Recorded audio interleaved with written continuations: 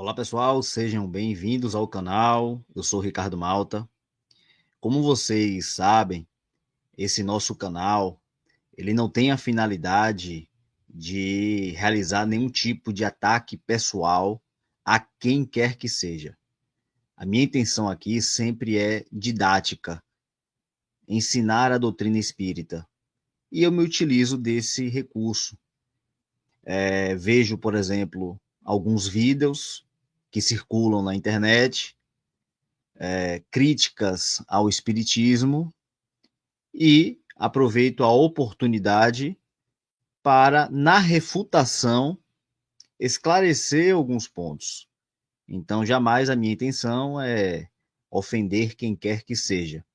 E uma coisa importante que eu sempre repito, não me cansarei de repetir, é que qualquer um pode discordar do espiritismo. Você é livre, você está no país livre, você tem liberdade de consciência. Você tem o seu livre arbítrio. Você pode discordar do espiritismo. Você pode, inclusive, criticar o espiritismo. Mas algo que também eu sempre falo: faça críticas com conhecimento de causa. Faça críticas com conhecimento da matéria que você vai criticar. Porque senão você acaba passando vergonha.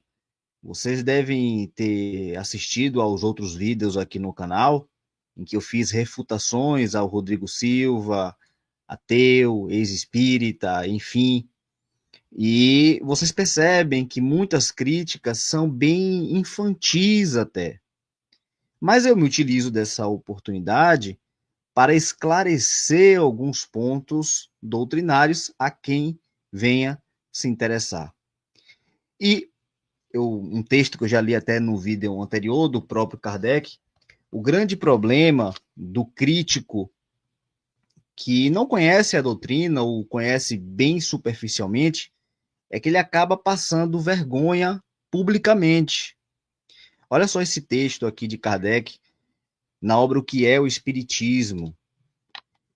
Eu vou delimitar aqui, para não ficar uma leitura extensa, vou pegar apenas um trecho.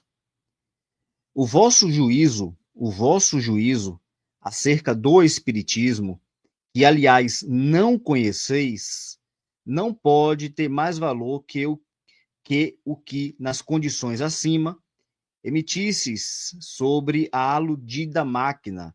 A cada passo sereis apanhado em flagrante delito de ignorância, porque aqueles que têm estudado a matéria verão logo que a desconheceis, donde concluirão que não sois um homem sério ou que ages de má fé.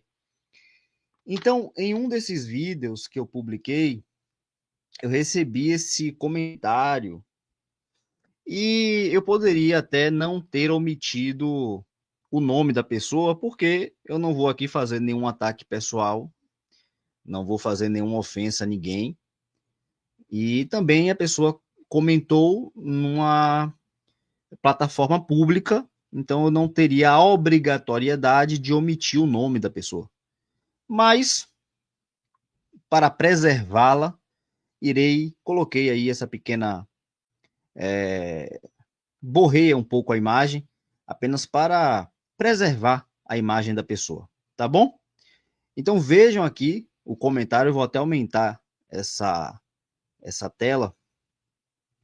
Vejam aqui o comentário da pessoa em um dos vídeos que eu publiquei. Olha só como é até ingênuo esse comentário. Mas, como eu disse, eu vou me utilizar dessa oportunidade para esclarecer alguns pontos. Olha só, vou apontar duas contradições.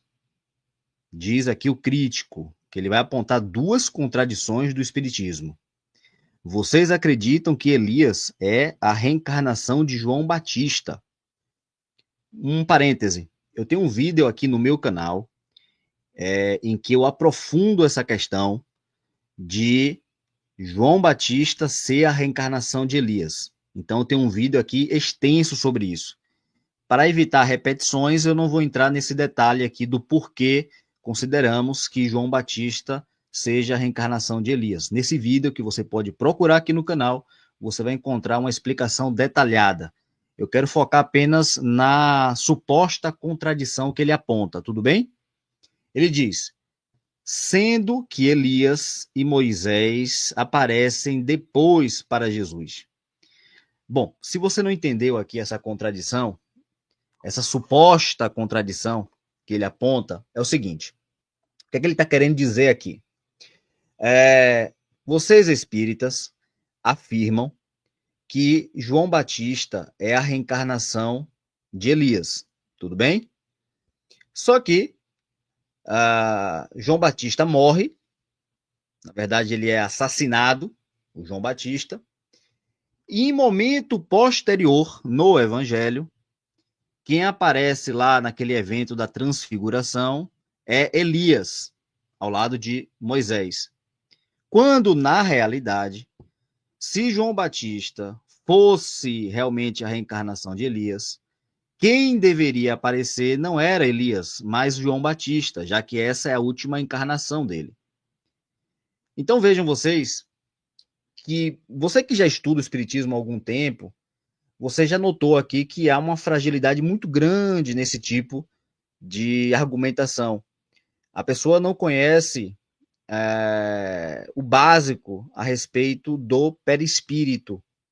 A pessoa não conhece o básico a respeito do perispírito.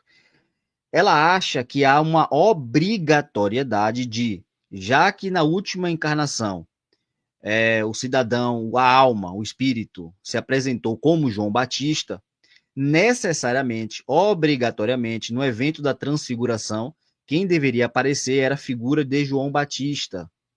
Mas aí há, e não a figura de Elias, mas aí há uma fragilidade muito grande, porque o indivíduo desconhece a ideia do perispírito, das propriedades do perispírito. Há uma obra aqui muito interessante, muito conhecida, que é essa daqui, bem volumosa até, do Zalmino Zimmermann.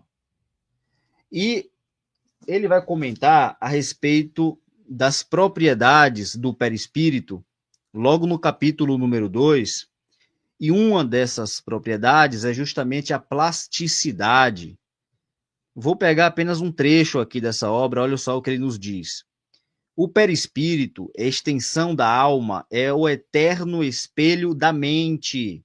O perispírito é o eterno espelho da mente, moldando-se de acordo com seu comando plasticizante, graças à porosidade que o caracteriza. Então, ele vai comentando aqui que esse perispírito ele vai se adaptar automaticamente às ordens mentais que brotam continuamente da alma. Ou seja, naquele episódio da transfiguração, faria muito mais sentido esse espírito que ora se apresentou aqui na Terra como Elias, ora como João Batista, neste evento faria muito mais sentido ele se apresentar como Elias, porque nesse evento da transfiguração, Moisés está representando a lei e Elias representando os profetas. Então, como Elias foi o grande profeta, nada mais esperado que, ao invés dele se apresentar como João Batista, ele se apresentasse como Elias. E quem conhece a doutrina espírita sabe que não há uma obrigatoriedade para que o espírito se apresente sempre como a aparência da sua última encarnação. Isso, de fato, é até o mais comum, é até o mais esperado.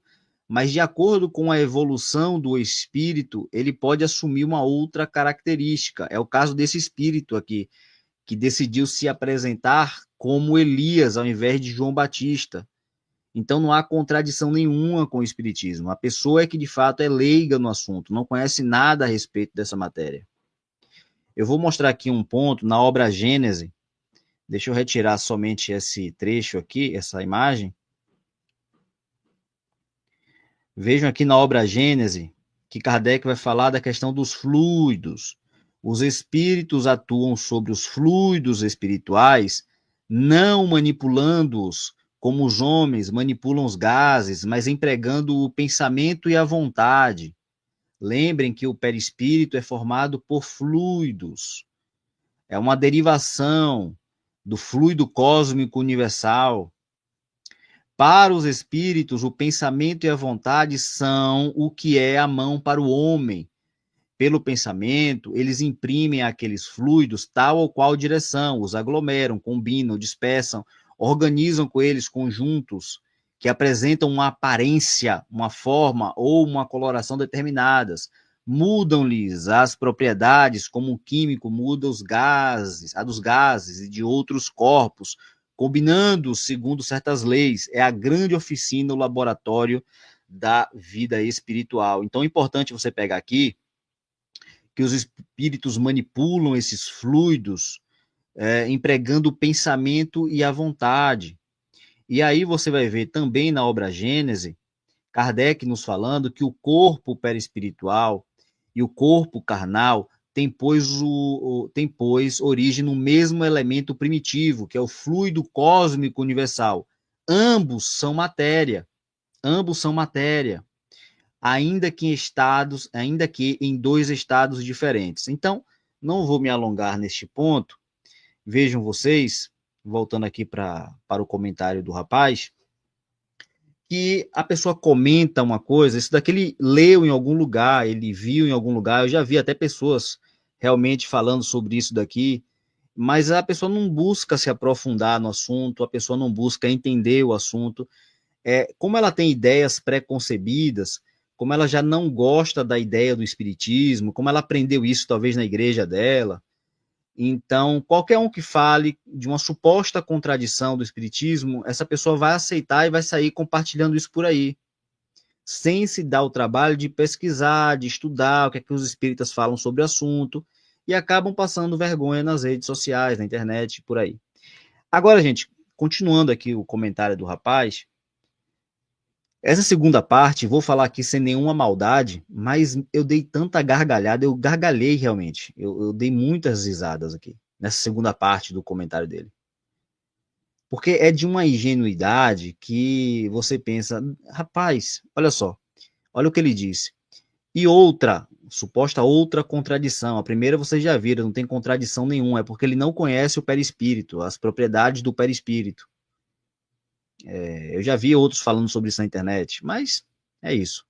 Vamos ver a suposta outra contradição. E outra, vocês também falam que Judas é a reencarnação de Joana d'Arc. Bom, primeira coisa, quem é esse vocês? Eu desafio a você aí a procurar em qualquer obra de Kardec, ele colocando isso como uma realidade, como um princípio doutrinário. Onde é que Kardec fala isso na codificação espírita, em que Judas é a reencarnação, que Judas é a reencarnação de Joana d'Arc? Que confusão isso daqui, viu? Judas é a reencarnação de Joana d'Arc. Um negócio tão contraditório que ele nem percebe o que ele está escrevendo. Então, não existe isso, gente. Eu sou espírita há muitos e muitos e muitos anos, escrevo para revistas espíritas, faço palestras, e vocês... eu só ouvi falar sobre isso, para falar a verdade. Sabe de onde ele tirou isso daqui, gente?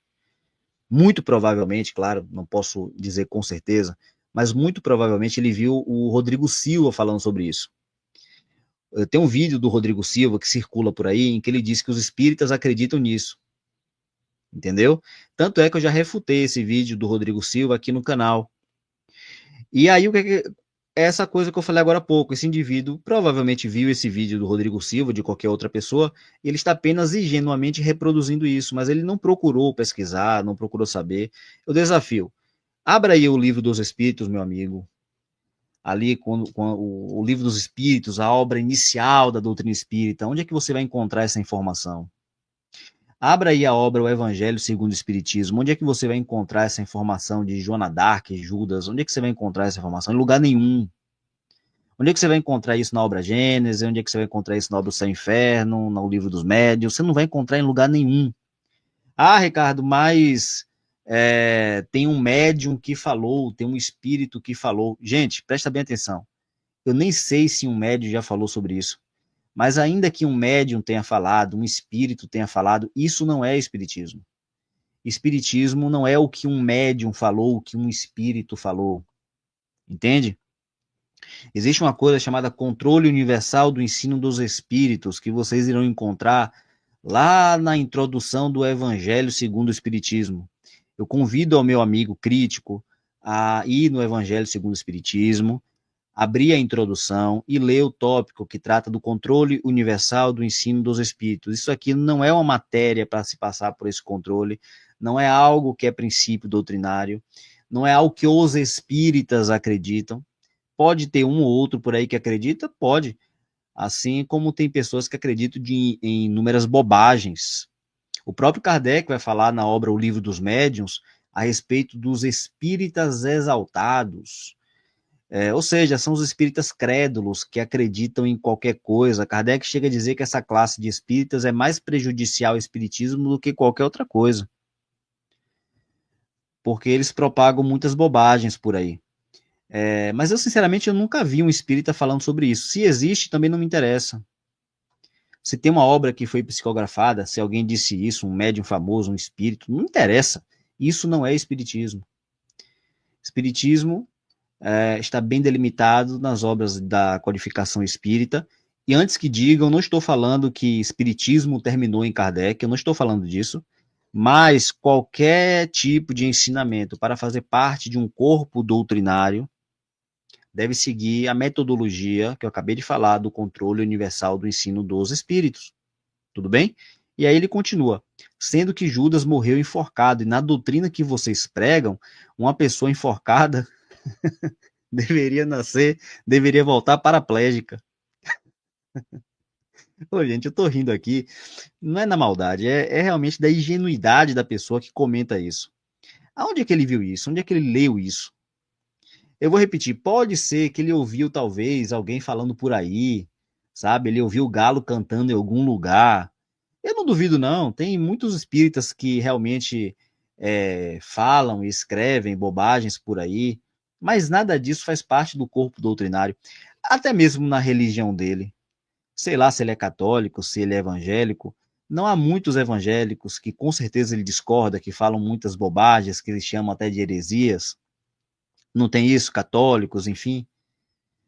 Dentro de grupos políticos, ideológicos, vocês não encontram aqueles que falam muitas bobagens em nome daquela ideologia, mas que não tem a ver com a ideologia? Pois é.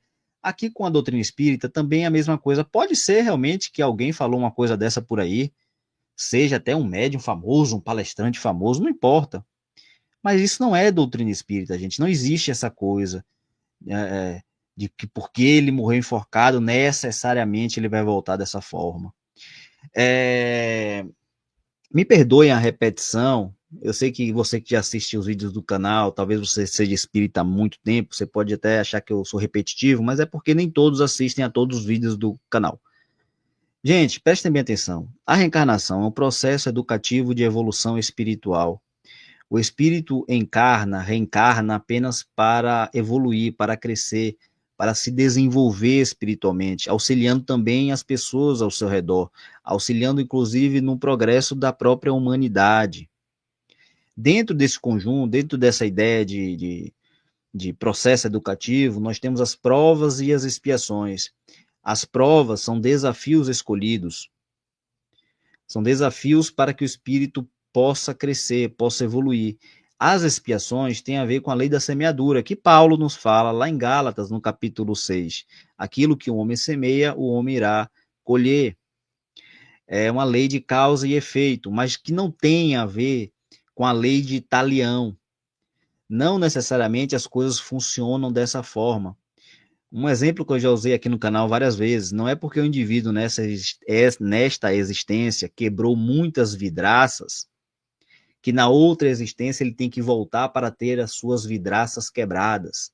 Ele pode simplesmente retornar e ser alguém que restaura vidraças. Não se diz que o amor cobra uma multidão de pecados. Cada caso é um caso. Para alguns, realmente, talvez seja necessário um processo mais drástico. algo mais chocante, vamos colocar assim, bem grosso modo, mas não é uma obrigatoriedade, não é assim que a coisa funciona nesse reducionismo teórico. Então é isso, eu vou terminando o vídeo por aqui, mas vejam, os críticos do espiritismo geralmente são assim, eles não conhecem a matéria, são muitos até ingênuos, eu sei que tem muitos que agem de má fé, tem muitos que agem de má fé, o próprio Rodrigo Silva, eu já tenho percebido há algum tempo, ele age de má fé. Tanto é que isso daqui que o rapaz está comentando, ele viu em um vídeo, tenho quase certeza absoluta, porque o Rodrigo Silva falou sobre isso, né? Essa questão de Joana d'Arc, enfim. Eu tenho quase certeza que esse indivíduo está reproduzindo apenas algo que ele viu no vídeo do Rodrigo Silva. Mas é isso. Minha intenção não é atacar essa pessoa, minha intenção não é humilhar essa pessoa, mas aproveitar essa oportunidade para esclarecer a respeito de alguns pontos da doutrina espírita. Vou ficando por aqui, não se esqueçam, se possível, deixem os comentários, likes, compartilhem, porque isso é bom para a divulgação dessa mensagem espírita. Até o nosso próximo vídeo.